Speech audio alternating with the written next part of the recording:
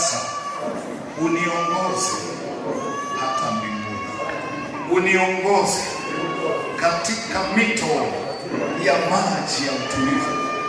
Kwa jina la Yesu naomba usinitie majaribuni, kwa kuwa ufalme ni wako na nguvu zishikamane nami, katika jina la Yesu.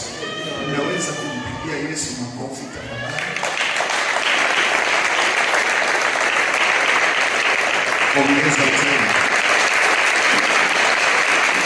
Ndio batizo, ongeza makofi.